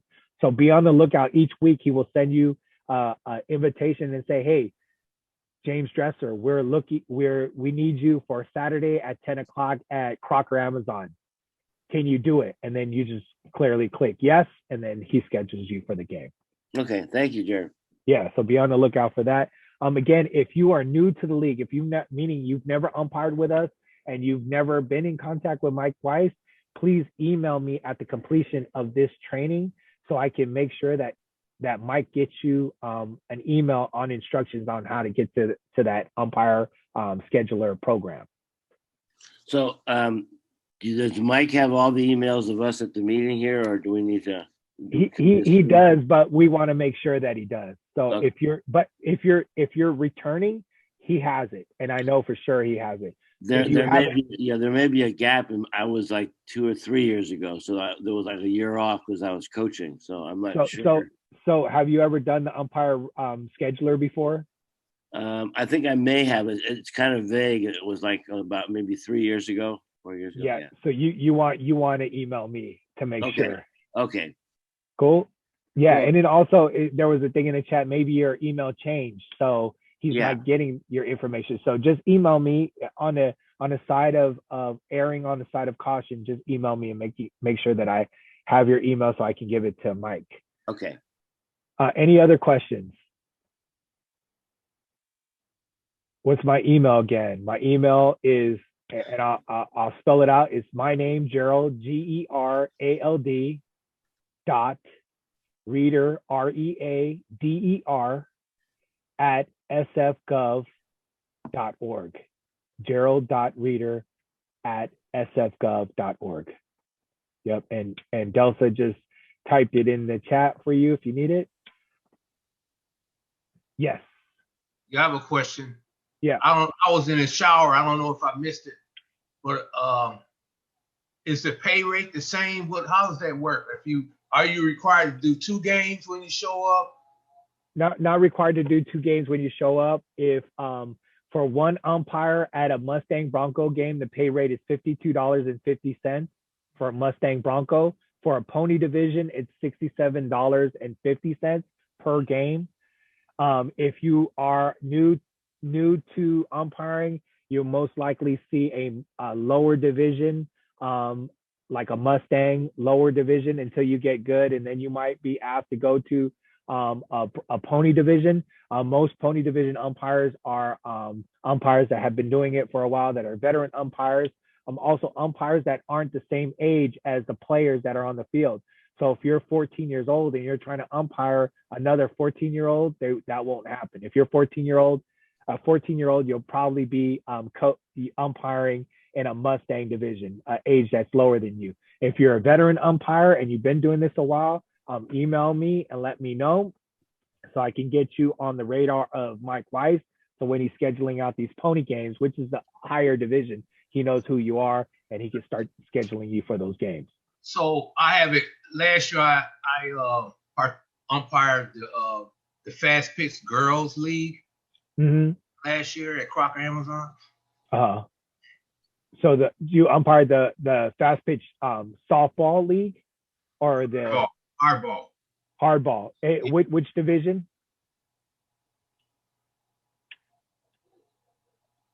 The girls are in high school. Oh, girls are in high. So it wasn't in our league. It was in another league. Well, it was a tournament. So you had girls from East Bay. Was it the Bay Sox? Yes. Yeah. Okay. Cool. So you've been doing this a while. You've been around the field. Okay. Cool. Email me. Let me know your information so I can get it to Mike Weiss to put him on the radar and let him know that you're available to do pony games. Any other questions? Again, pay rate $52.50 for Mustang Bronco. Pony division is $67.50. If you have a partner, that might lower the amount a little. I'll talk to Mike Weiss about that. I don't know by how much, by a little, but having a partner does lower the price per game. So doing it individually by yourself, you get paid that rate that I just mentioned. Any other questions before we conclude? All right. Well, again, Mike Weiss, I took a screenshot of all the people that are here, which is great. Again, if I don't have your information, make sure to email me so that I have your information in the system. But if you filled out that form at one point or you got contacted by Mike Weiss to be here, he already knows and you're good to go. All right. Okay, everybody. I'll see you later. See you on the field. And thanks for coming. Thanks, Do we get paid for the training today? Unfortunately, no, not for the training. The training is a bonus because you're gonna get on the field. Yeah, just donuts. Gerald's got a donut for you. I got you donuts. Yeah, I got you and a hand sanitizer. I got hand sanitizer. Go. Yeah. Remember to contact me if you need anything. I'll meet you guys at Crocker, or we'll set up a time. Great. Thanks, Gerald. Good job. Right. Yeah, thank you so much. Thanks, everybody. Thank you. Bye-bye. Play ball. Play ball.